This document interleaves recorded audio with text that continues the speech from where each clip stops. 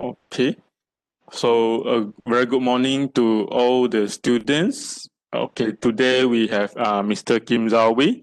So he is our UTM alumni who graduated from our M.Arch program. He believes that the essence of the sustainabilities can be put into the built environment via the architecture. He is actively and aggressively searching opportunities to embark on journeys that could benefit the community. Not only he is also passionate in the agritecture, or also known as agriculture architecture and educations, whereby agricultures and education are equally right for the people and for common good. Since April 2020, he has established the Go Do This, which is one of the online educational platform to serve people who want to be more creative and critical as co-founder, as he has mentioned just now. Okay, throughout our conversations. He's also actively organizing the online webinar for the public.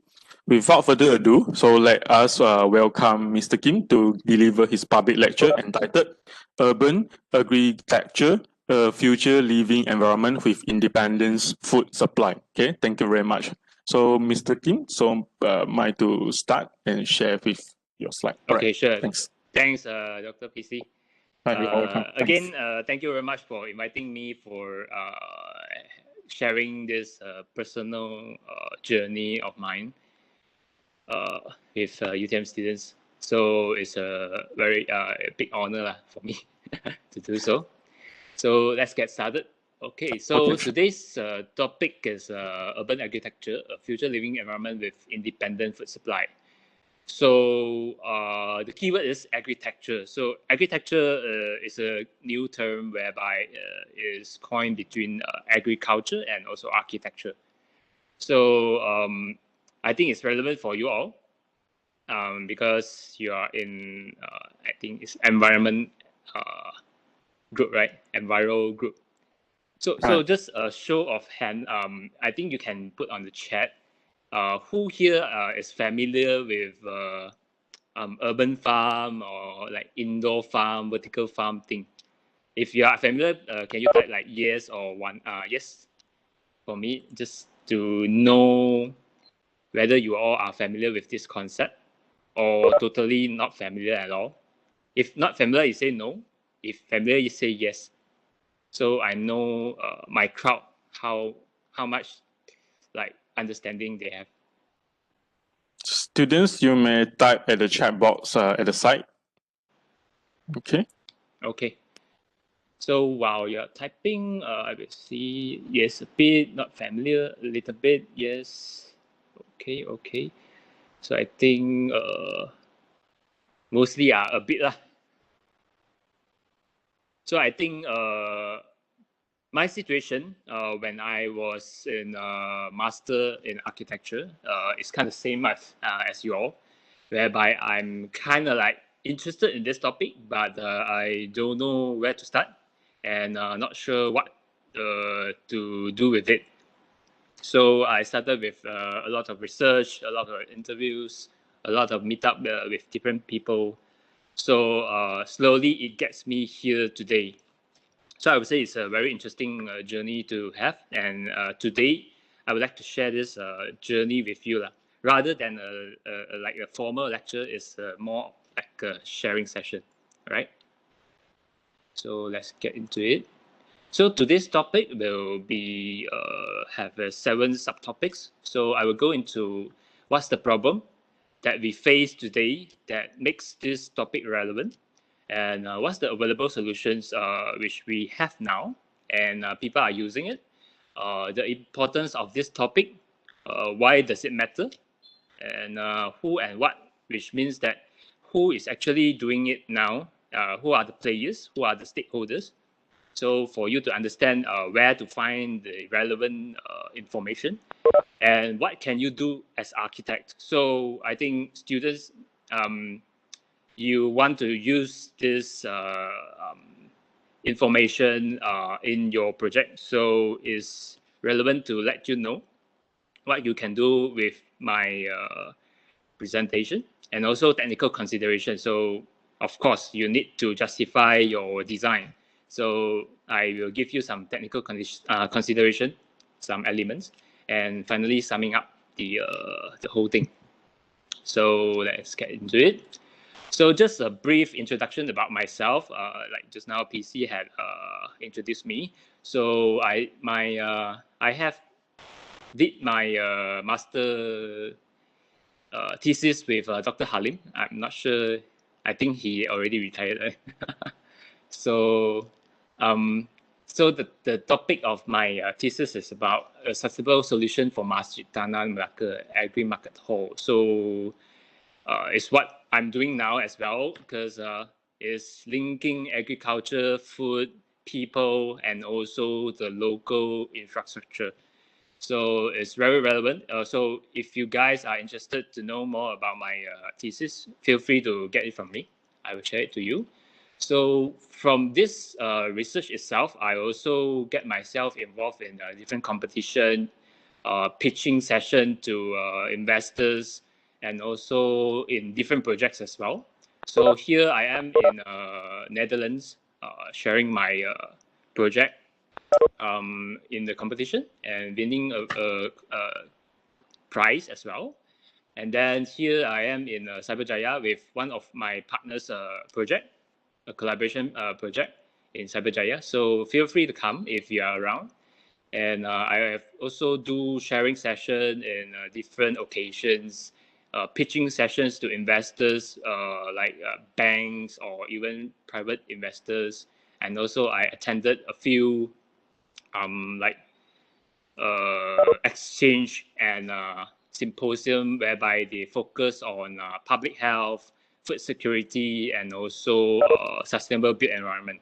So it's a very interesting journey where I get myself involved with, revolving around this topic itself. So even now, I also actively involved with like non-profit organization named Association for Vertical Farming.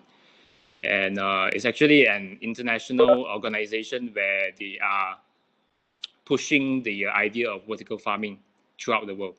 So it's a very interesting journey, and here I am to share with you some of the information that I gained during this journey. Okay, so let's get into the problem first. The first problem that I want to mention is urban fabric vulnerability. So what's the meaning of it is that it's actually a domino effect starting from filling parts in the urban city, meaning to say that during the pandemic, I think you all have already feel the impact of it, whereby people are constrained, confined at their own house or like own places. They cannot go out. So this affects any economic activities outside, which is require you to go outdoor. So as long as one of the key element, which is people is forbidden to get out to go out as frequent like before, this cause a domino effect whereby everything that requires you to go out will fail or will do very badly.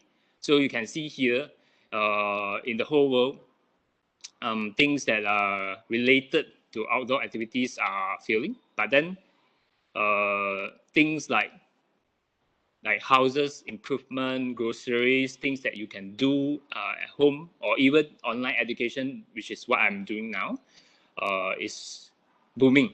So there's two side effects of this urban fabric vulnerability. But of course, urban fabric vulnerability is about sustainability, whereby it is very sad to see that, for example, business like restaurant, footwear, apparel, jewelry are failing, and people are losing their job, getting cut on their salaries, and so on. So this is a very bad effect, whereby people are suffering as well. So it is very crucial that this urban fabric vulnerability is improved through a self-sustained ecosystem in the city. So it's relevant to architects as well to really understand this situation and to plan a better township, I would say, in the future. Okay, the next one is aging local farmers. I'm not sure whether you are aware of it, whereby average age of Malaysia's farmers is around 55 years old as of 2018. So now it's like 58. So slowly it gets even older. So you see how hard it is to actually relying on this farmers who is like maybe 60 years old already, like 5 years time, and it's very labor intensive to be honest, and it's very hard to like sustain. So definitely a problem. And then we have food waste. Malaysia is one of the highest food wasting country in the world, I would say, because you can see how much waste we produce daily, 3,000 tons, which can fit 2.2 million people every day. And then we also have food safety. So food safety is one of the key problem when we talk about indoor vertical farming, this modern farming. So food safety is all about how safe is the food that we eat. So from the research published in Business Times, whereby the European Food Safety Authorities have this annual monitoring program, reported that Malaysia has the highest incidence for the food samples exceeding the MRL. So meaning to say, the food that we export to different countries like Europe or even Singapore has this large amount of pesticides that is very danger to our human consumption, but still they export it out. So especially like vegetables from Cameron Highlands. So I'm not going to quote like the farmers, but from the interviews with the farmers from Cameron Highlands, and also from even from the ministry themselves, which I also attended their sessions under MADI and also under the Ministry of Agriculture and Food Industry. They also quoted that Malaysia is currently facing this crisis whereby the use of pesticide is really I would say out of control. So this includes vegetables, paddy, fruits like durians, these high value crops where they really use a lot of pesticides. So this not only will cause harm to our human health, this also will cause harm to environment because of this pesticide itself will actually kill all living things, including the microbes in the soil, as well as the living things in the water, the aqua system. So it absorbs down to the underground water and also pass it through the rivers. So everything will be affected. So it's very critical that we really need to deliver a solution on that. So now we go into the solutions that is available, which is relevant to this topic. So the first thing is control environment agriculture, which is what we are talking about. So there's the focus on lighting, temperature, humidity, and air quality. So it's more on not the conventional way of planting, whereby you need to pray for the weather to be good, right? You just spray whatever fertilizer you have and pesticide. So in this control environment agriculture, basically you don't need pesticide as totally, because you are in a controlled environment. So that's the one best thing you can get. And there's a range of like greenhouse farming, indoor farming, poultry farm, even like stock animals are using this technology. So they control the lighting, temperature, humidity, and air quality, and also all the different SOPs that they have within. So it's very much like industrial kind of application, but I think it's relevant to architecture because you need to understand the how this works. Then only you can apply on your design, right? So the next thing is genetic engineering and technology. This is just for your knowledge, whereby the scientist is actually improving our crops, improving our foods through different genetic engineering to make the food to fight against all these disease. So with this characteristic, having engineered into the fruit or food, you don't need to use that much of pesticide. So that actually help us. So rather than thinking GMO is harmful for us, so from this side of the story is actually doing good for us, right? And we have blockchain application. So this is one of the I think hottest topic nowadays, whereby blockchain is applicable everywhere and cryptocurrency. So in blockchain in agriculture, there's different use cases like overseeing farm inventory, enhancing agricultural supply chains. So basically, is enable us to track from farm to your plate. So, for example, in China, they already have this system. I think you can research on 河马先生, 河马, which is hippopotamus. It's under Alibaba. So this is a grocery retail business that Alibaba founded. So they apply this blockchain technology in their whole supply chain, meaning to say, in the farm, they have this system to track which farm this vegetable is at, who is planting it, how much fertilizer they are using, what's the daily condition of these vegetables, and until the harvest, who harvests it, when it is harvest, and where do it send to, which retail is selling, and so basically you know the whole history until the vegetable is served on your plate. So this is how amazing this blockchain technology is, whereby you can be fully understand you fully understand what you are eating, basically. All right. So that enables the transparency and also the knowledge of food that we eat. And then we come into education. So education, there's a lot of things happening around the world as well as in Malaysia. So, like for example, people are focusing on educating the preschool, the retiree, hobbies, and also the public about this topic. So to raise awareness that actually we need to change our way of farming, whereby overuse of pesticide will not bring us very far. So from organic farming to this modern kind of farming, controlled environment farming, whereby you don't need any pesticide. So there's different application, and we use cases like practical farming in kindergarten, or even from Urban Farm Tech, which I partner with my friend. So we go to kindergarten, we go to primary school, secondary school, to showcase and to supply this system for the students to like experience how is it to plant your own food. And it's actually automated as well. So you just need to plant, and then it will grow itself. You just need to like replenish the fertilizer because of it's using hydroponics and also aquaponics.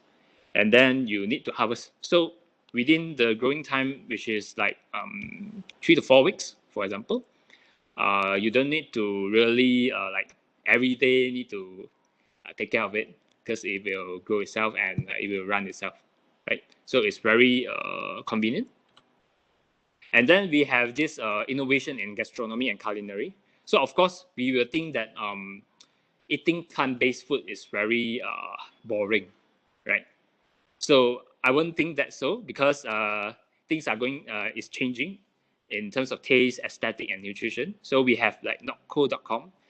I think it's a South America startup where they use plant-based materials like beans, green beans, soya, so on, to make into things like milk, egg, mayo, even meat, even like sushi. They really engineer the taste based on vegetables. So it's very interesting to know that. And I think it's an eye opener as well. And of course, you heard about Beyond Burger, Beyond Meat, which went public as well in the US. So it's a very hot thing nowadays. Even now, I think Malaysia has also brought in Beyond Meat burgers. So I think you can find it in KL. I'm not sure which restaurant already. I think I saw it in Instagram. People are sharing, but definitely I want to try as well. It costs, one burger costs 30 ringgit lah, so still not that affordable. but worth a try. All right. So I think all of this is getting us to a very interesting future whereby eating vegetables is kind of trendy and kind of cool. Okay. And then last but not least is policy making. So policy is another very important element in affecting this development. So for example, Singapore is going for 30% self-sufficient in 2030, meaning to say they can produce 30% of the food that the country consume. For now, they are at around 12 to 17%. I'm not really sure the exact number, but it's around that figure. So they are going to push double by 2030. So whereas for Malaysia is at 70%, even though we are agriculture, quite an agricultural country, but now we are mostly focusing on manufacturing. And 24% of the food that we eat are imported and valued at 54 billion ringgit as of 2018. So it's a lot of money that we spend abroad to actually buy in food that we want to consume. So even for Malaysian government, they are trying to push the figure up, whereby we can actually plant 100% of our food, and we can like self-sufficient and export the surplus to like foreign countries. So that will be the best way lah.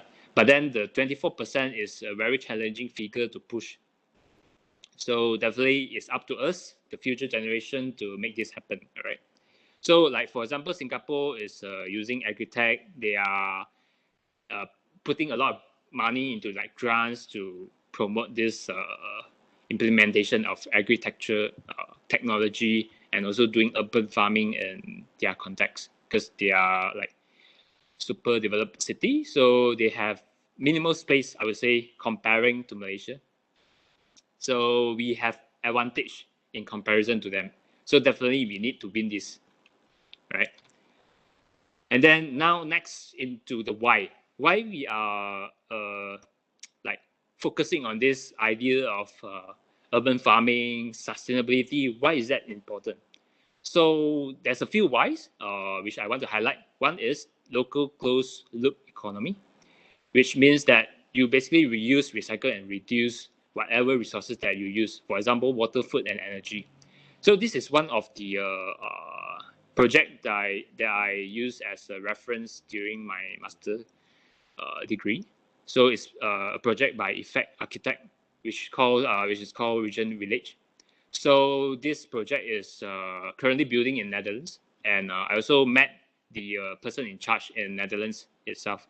So this is a very interesting project whereby it's a 1,000 over families village where it is off grid and self-sufficient. So all the food, all the electricity, water is supplied within the community. You don't need to rely on any like outer sources. So it's a very interesting module to look into it. So definitely you can search it up. And then the next thing is about transparent and trust. So one question that I want to ask you is, do you know what you are eating now? And really? So it's a question for you to really ponder upon. So like what I said in the blockchain application. So through this blockchain application, basically you really know what you are eating. Even the nutrition content whereby the lab will actually submit the lab test based on the food nutrient. So basically, you know the nutrient, you know where's the farm from, who are the ones planting for you. So there's even cases whereby the people who are eating, the consumers, is very happy. They make into a tour bus and went on the farm and thank the farmers for providing such a good produce they have. So it's a very interesting trend to see. And then next is health awareness, right? So the statement that I want to say is that body is an asset to you all. I think all of you agree, right? Because body is what we can do at the everyday life thing, and then food is the fuel. So if our fuel is polluted, it's going to be a problem for us. And our lifespan is getting longer. So, for example, in Malaysia, male is expected to be around 72 years old, and female is 77. And in maybe 10 years time, we are going to see like 80 years old or even 80 and beyond. So when our lifespan getting longer, if our fuel is polluted, then it's a very worrisome thing to see. So you want to worry now or later is up to you. So in architecture, we can do a difference through a little bit of things that we can do, even from ourselves. So it's definitely a good thing to start now and think now and see what you can do now. Okay. And then next we come into, okay, this is who is in the game thing, whereby I categorize into a few categories of who are involved in this topic, in this industry.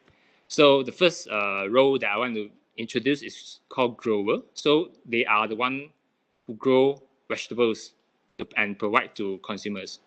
So the first one is AeroFarm, one of the biggest in the world, based in US.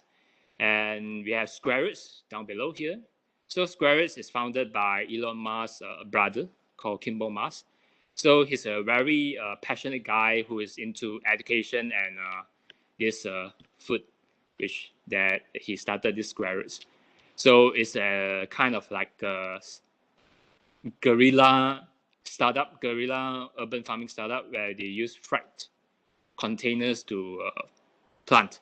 So it's different kind of a strategy compared to AeroFarm, whereby AeroFarm is centralized and everything is under one big warehouse.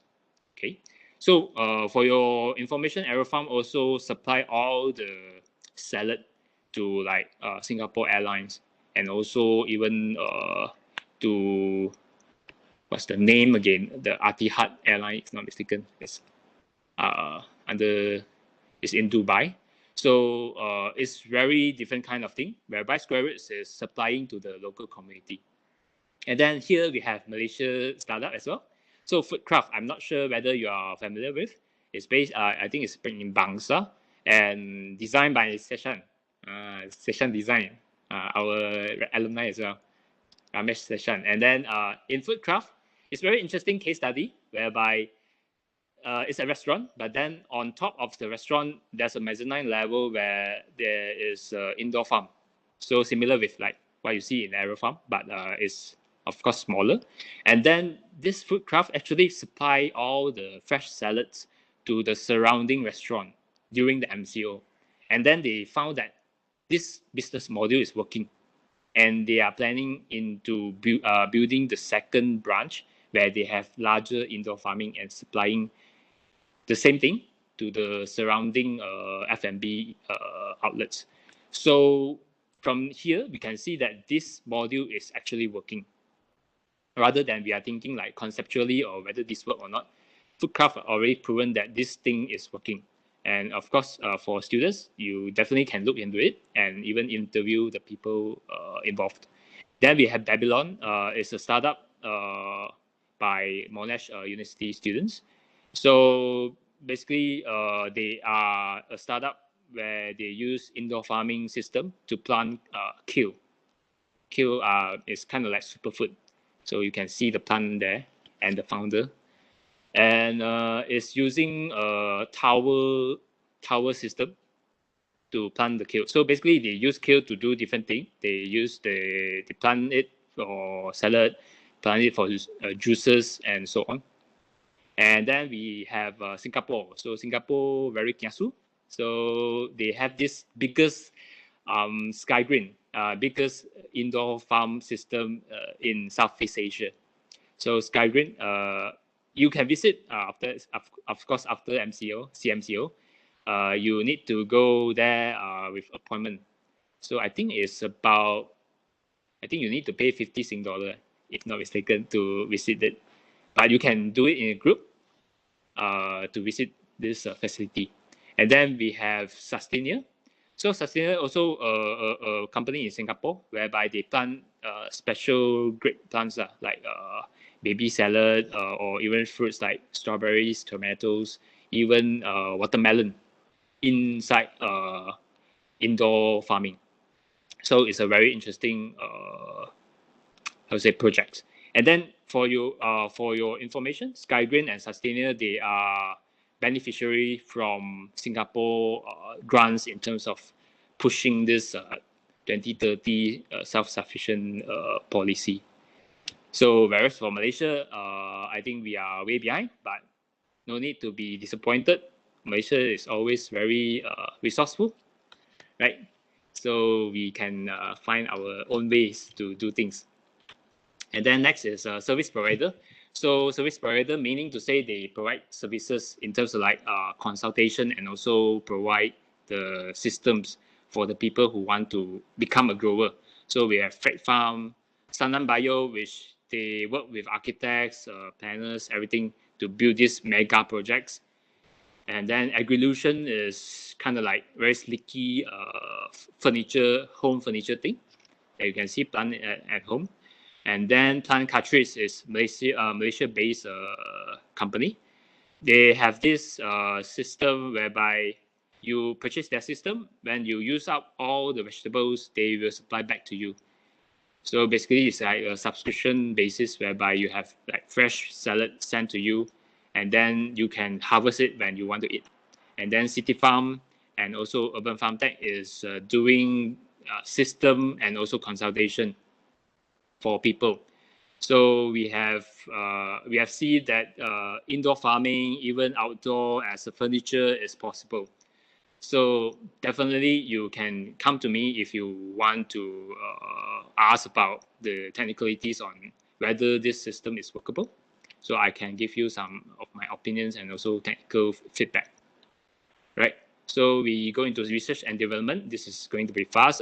We have MADI, University Putra Malaysia, and also United Nations University based in Malaysia, where you can go for getting information about this farming stuff, right? And then this is just a how to say overview for you, whereby within this controlled environment agriculture landscape, you have this much of players around the world.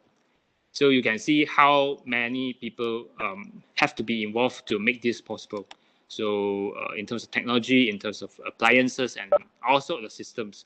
So you can really look into it and see, you understand basically the supply chain, how does it works, why does it need all these things to be workable. So it's a lot of things. So, but then definitely it takes time to understand all of it. So if you want to ask questions, feel free. So, and then we have finance and investment, which is the last. So definitely we need to understand who are funding this, who are interested with this. So definitely AgroBank is on this, which is the bank who support agriculture activities in Malaysia. And then we have Cradle Fund, which supports innovation, which is under Ministry of Finance as well. So this the bank and also the funding body already funded quite a lot of business in Malaysia which focus on agriculture technology, which is relevant to this topic as well. So you can actually search up and see who are they funding, why are they funding, and what are they doing.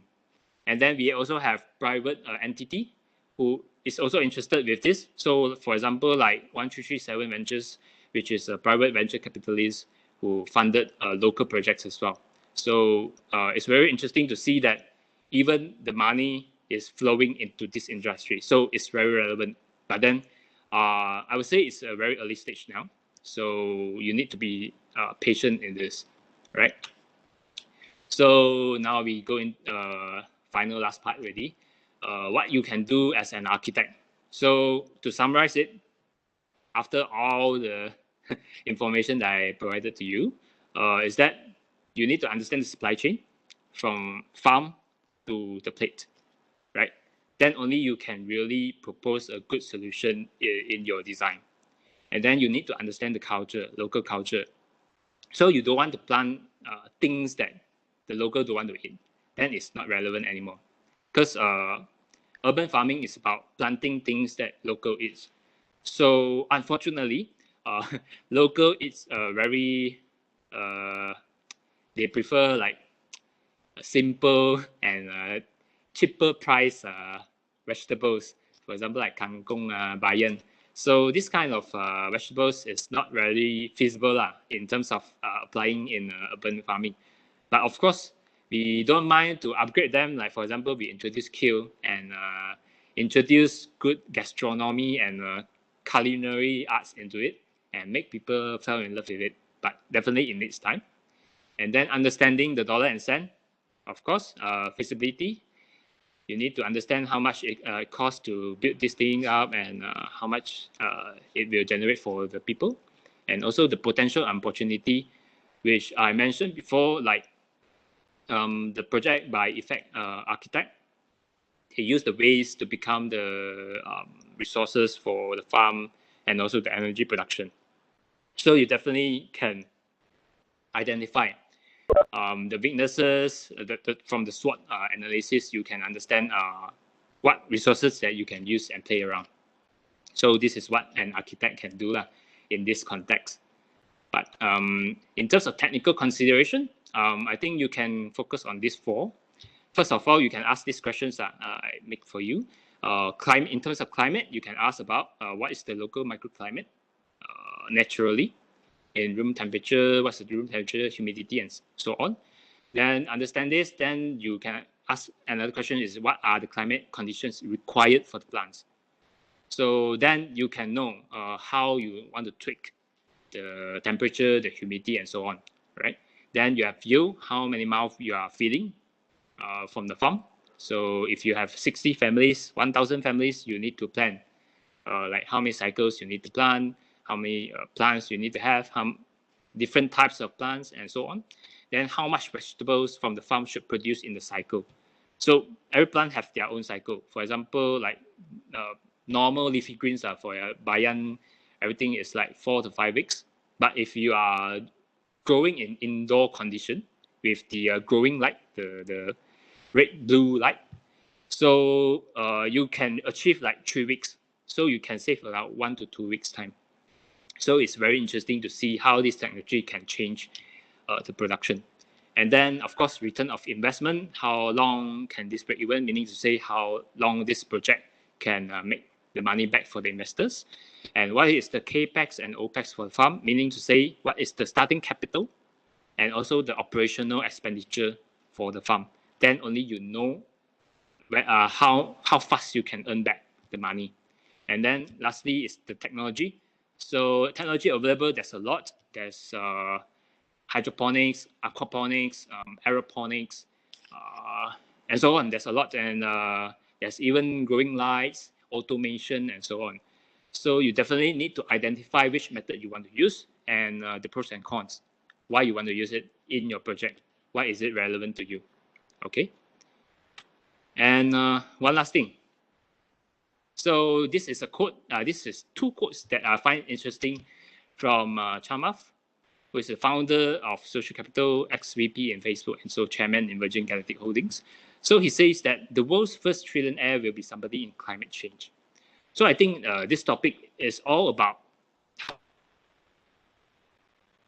to reduce the impact in climate change and even better it. And then another quote that he says that is, I think it's very disturbing for us all right here, who is in architectural field, which he says, I think that architecture will unfortunately will have a lot less value in the future because of climate change. So you can see that actually architecture also is a victim for climate change because buildings are producing a lot of greenhouse gases, which contributes to climate change. And even like old buildings, like historical buildings in Europe, it's not very efficient.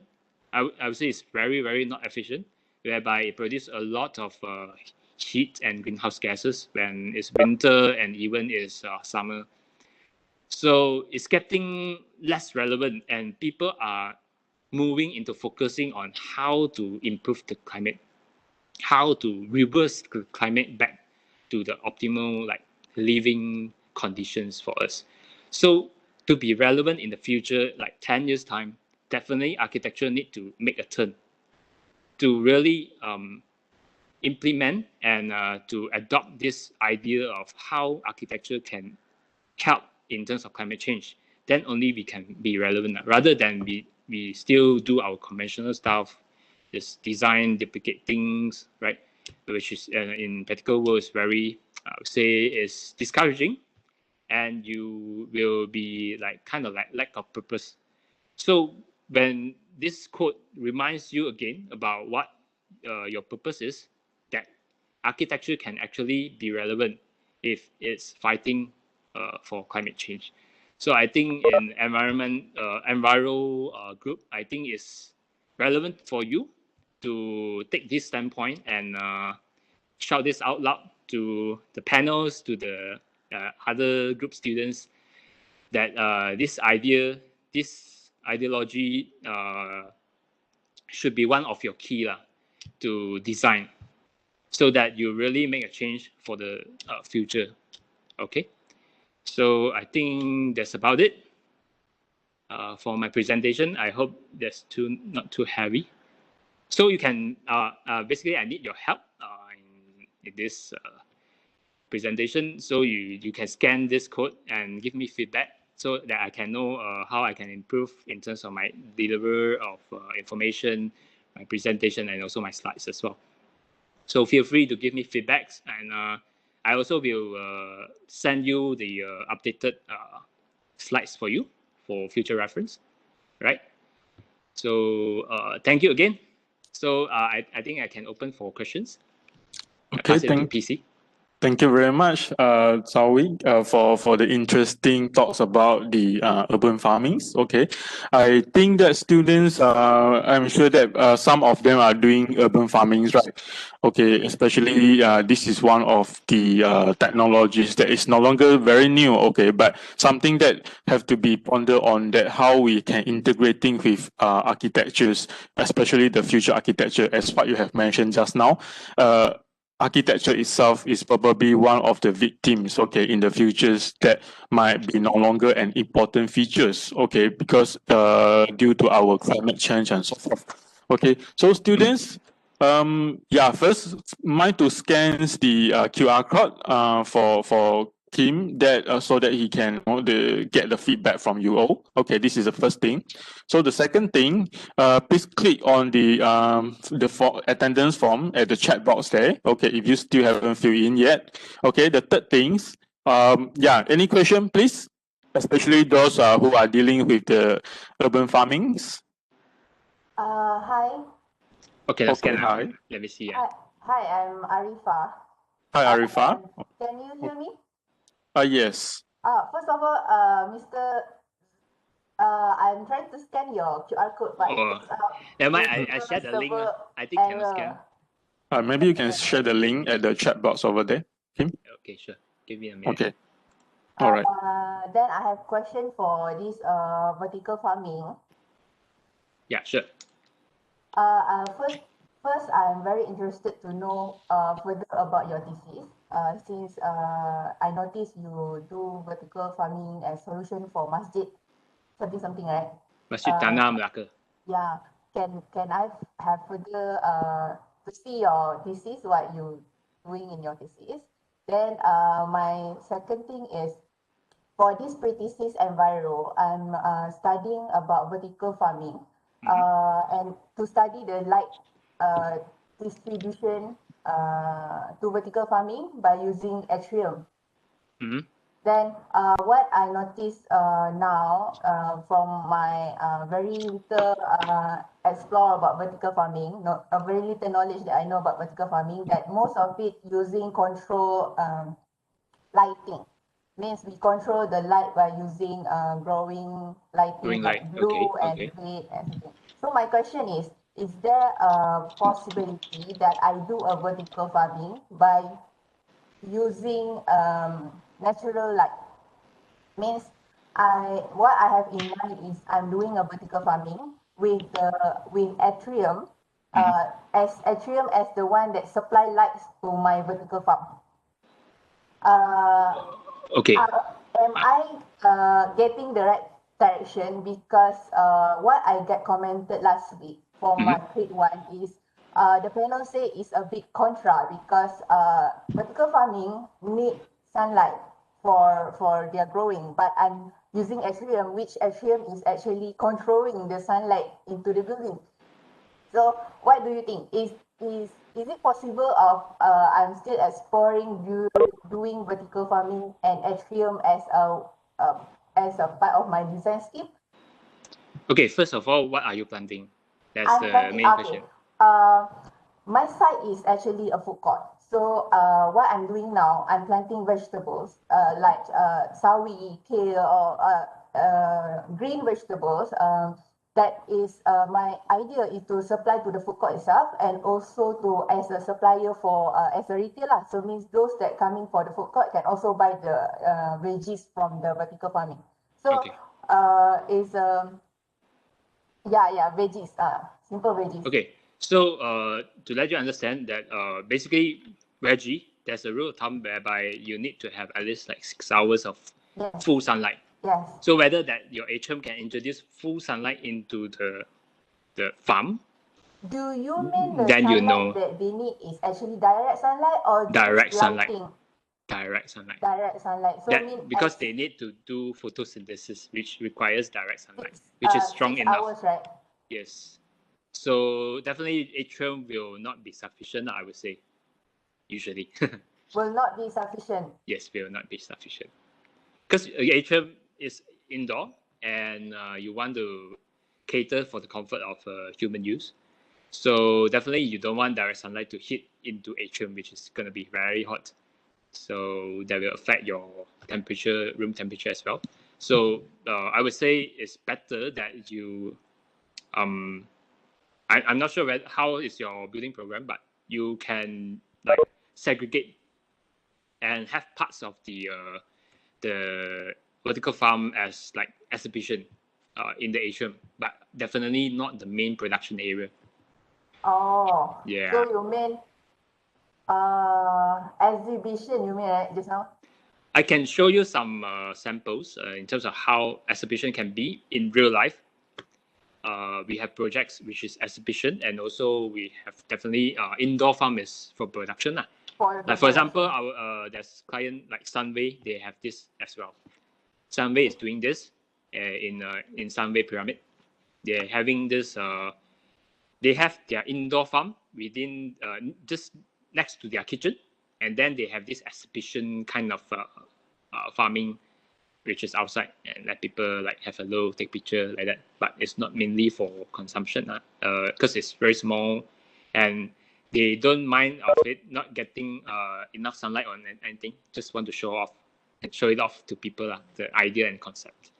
But definitely, if you want to make sure it is to sell to the kitchen, you definitely need to ensure that the supply is consistent and the quality is consistent. You don't want to be like suddenly the lettuce very small, suddenly very big, and suddenly very vivid. They have this shooting effect whereby they don't have enough sunlight.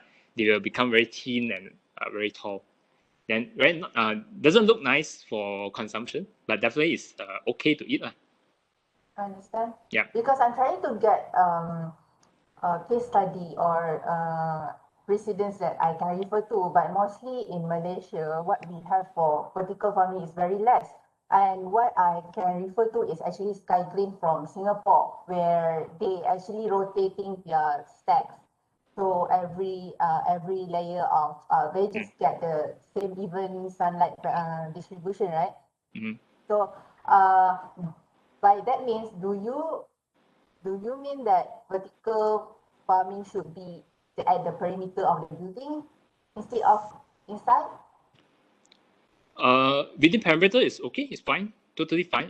You can make it into like glass room, so totally showcase what's inside. So it's kind of like transparency, making people understand how does the system works and how clean is it. Mainly, it's about cleanliness and also no pesticide use, no bugs, anything. So basically, you just can pluck and eat. Okay. But then in farm, you don't dare to do so because the pesticides is a lot. Yeah. All right, understand. Okay, thank you. All right, no problem. Okay, thank you very much, Arifa. Students, other students, any questions to ask Kim about the urban farmings, especially those dealing with your building with the agricultures or agritecture, basically. Okay, so I think that Kim have shared the feedback form over here at the chat box. So please click on it and response towards that will be much appreciated. Thanks. Okay. Yeah. Maybe questions from me, Kim, about your mind to share a little bits on like your previous thesis. For example, how you're applying the agriculture's thingy, okay, into the buildings itself. Okay. So mind to use verbal, just sharing with us on that, so that student can have some ideas. Like for example, you apply that on the wall, or you apply on the screens, or any other places or parts of the compound of the building and so forth. Thanks. Okay. Right. Okay. In terms of application, I do use several methods in terms of planting it. So from rooftop, indoor, and wall I do have as well, but not much, and also underground as well. So different level have their different microclimate, and also different kind of plants. So basically, it's like a jungle of farms with different plants and different vegetables, fruits as well. Basically, I think I remember there's strawberry, there's leafy greens, and also mushrooms. So using the different levels, like for example, underground, basically I don't need any lights, so I plant fully portobello mushrooms, which is high value and makes sense. And on top of rooftop, basically it's leafy greens, so I don't use like very high tech thing, just basic, a few levels of the hydroponics. And then I think indoor I use something similar to sky green, which is very grand and gigantic. I think there's 3 stories high, but of course it's conceptual lah. So I did pitch this idea to AgroBank and see how's their feedback. So the first thing they asked whether that the location is relevant or not, because I'm in Masjid Tanah. So I have no choice but to justify that it's actually conceptual, and I would like to move this to KL, which make it very relevant because of the population. So they really ask about who you really fit, and the produce that you farm is really relevant to the local culture. So that's what they ask, because they really put their money in, and they want people to really buy in the idea so that they can make back their investment. Yeah. Okay, thank you very much. Why you choose like Masjid Tanah as the locations? Is that due to? I think UTM. I think you kind of know of we are constrained with certain areas, and I'm kind of lucky I would say, to ponder upon this area and as our group during the urban time, and we chose Masjid Tanah as the key area, and I use this to continue on all my semester to refine this idea. So my master basically is like a collection of 3 semesters work into one. So it makes it very comprehensive from township planning until the single building and technology all are considered. Okay. Yeah. So just wondering about, like, for example, for your Enviro project pre-thesis 3, right? Because, as UTM, we need to have a proof or, kind of the research done, like, for example, using simulations, VLAX daylighting, and so forth. So mind to share with us about the process, because you said that it's a combination of 3 pre-thesis into one final thesis at the end, in this case. What kind of the software, maybe, research tools that you have used for your pre-thesis 3 in order for you to conduct this, the urban farming research? Okay. I think in terms of technicalities, I do work with engineers, so it's kind of like useful for me lah, because I work with UPM and agriculture engineers, also for the competition purpose. So they help me in terms of like calculating the sunlight requirements, the lighting requirements, the water usage, temperature, everything. So I give them my design, and they help me to calculate. So I to be honest, I didn't use like specific software to do so, but I asked help from different faculties. So a bit cheating lah, but No worries. smart This is cheating. one of the methods. Okay, and ask for expertise basically, because definitely in real life you need to collaborate with different parties. So it's That's good correct. to Yes. to ask consultation. So other than that, I think I also ask from the suppliers, especially the lighting suppliers, on what kind of light they are using. So if I'm using the lighting, the grow light, basically I don't need to consider about sunlight anymore, because it is definitely sufficient. So when I'm using grow light, the other concern is energy consumption, which is crazily high. So again, I go back to engineers to help me, electrical engineers, to calculate how much I need, and also I implemented some solar panels on top to help to reduce the utility cost, and also the temperature. So to understand the temperature, how the cold air flow, so I don't need to really cool the whole building, whereas I let the cold air on, like for example, the strawberry farm that I have, I let the cold air slowly flow down based on the density, because the hot air will flow up. So use that effect, and utilize the cold air, basically. So that's the consideration that I have.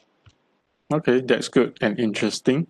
Yeah, agree with you. In real life, collaborations is one of the ways that we have to deal with, because as a study progress, students have to do like simulations and so forth. Okay, but in this case, I think it's a good chance for them to understand about this as well. Okay, but so like for example, if students wish to know about like for example the kinds of the plants that they're dealing with, like how long of the sunlight they need and so forth, where they can get the information from, do you have any recommendations for the students, like the information of the plants, the needs and so forth, like the waters, the temperatures and so forth? Is there a specific website in Malaysia or so forth, okay, for them to refer to? Thanks. Okay, I think first off, I definitely will Google, and the next thing is I can go for MADI. So MADI basically have this database, but I'm not really sure whether how comprehensive is the database is, but definitely you can call and arrange a meeting with them. They will willingly to help. And of course, I also attended their Kilang Tanaman, which is like indoor farming thing. They have, which is a free course, but costs around 5,000 ringgit if it's market price. And they have their own which they have spent, I think, 2 million ringgit in it. So they have a lot of data, but they didn't really like publish it out. So you need to correct from them. They have the data. So definitely it's a very solid data. Understand. Yeah. Okay. But rule of thumb, like I said, is indoor you can hit about 3 weeks time, and outdoor is 4 to 5 weeks for normal leafy greens. Okay. Understood. Okay, thank you very much. Any other questions? Last chance from students. You may either type at the chat box, or you can ask verbally to Mr. Kim on urban agriculture, Agritecture. Hello. Hi. My name is Riza. So I just want to ask Just one question. Most of the vertical farming actually focusing at urban area. So how about the application at areas like suburban or like rural, something like that? Not in a confined space like urban area lah. Just Okay. What's the purpose of you building the urban farm? The main thing I will ask you. More on to educate that there are certain innovative technology on farming rather than the conventional farming. Macam tu Okay. lah. Okay. So there's two concerns for you to consider.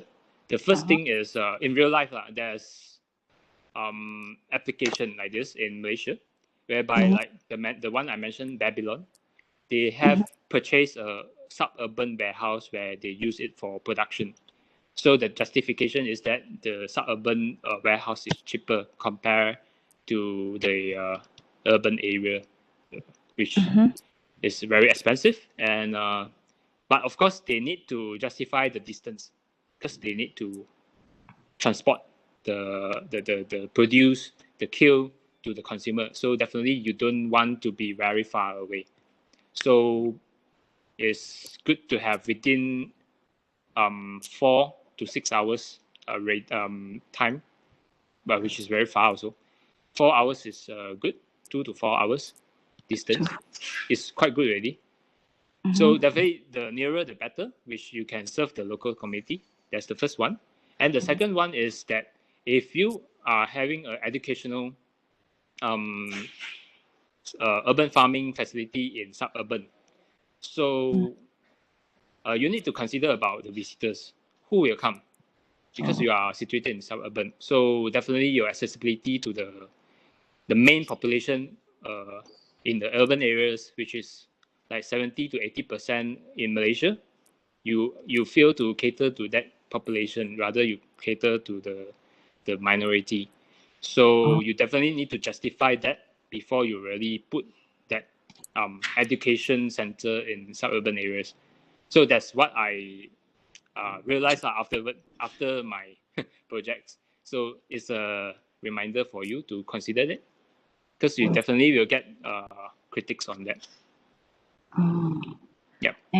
And then one more question is most of the vertical farming actually requires a lot of energy. Is there any other way that we can reduce the energy consumption? Okay. In terms of energy consumption, because there's a lot of methods used. So if you are using like greenhouse method, whereby you still utilize natural sunlight, and you just need energy for ventilation, so for the airflow as well as for the water pumping.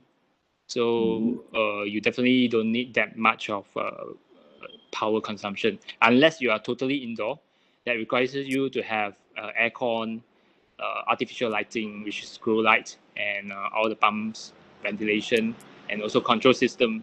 So that will actually make the cost higher. So the main cost is lighting and aircon. So without these two, you basically it's very safe, I would say, very minimal.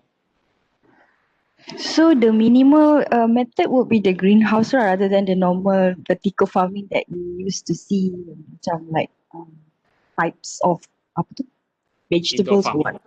Yeah. The one that has stack tu kan. That one is greenhouse is cheaper than that types of vertical farming ah. Yes, definitely. In terms of operational maintenance, so usually you will see like new companies starting up will go for greenhouse because it's easy to maintain and cheaper to maintain. But if you are aiming for like specific plants, I would say like plants that requires cold temperature to have this optimum growth, then definitely you can go for indoor farming. Oh, okay. Oh, one more thing I would like to ask is about the water requirement for the plant. Okay. If from what I've read, macam vertical farming, they actually just use pump kan, like hydroponic system. Okay, there's different systems. So mainly if water-based is 3 kind of system: aeroponics, aeroponics, hydroponics, and aquaponics. So aeroponics is basically you have this water tank installed somewhere, and then you have to pump the water into different sprays, small sprays in the pipes, and spray onto the roots. So that's one way. And hydroponics is they pump the water right into the pipe.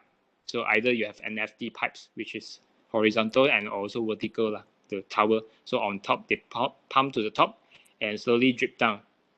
And also they have aquaponics, which the water has fish. Aquaponics is a bit challenging because of the pH value. Because plant and fish have different preference. Plants want alkali, fish want acidic. Oh. So you need to like hit the optimal point. So that will be quite challenging, but workable.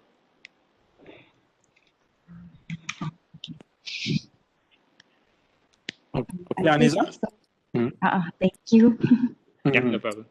Okay, thank you very much. So if there is any questions?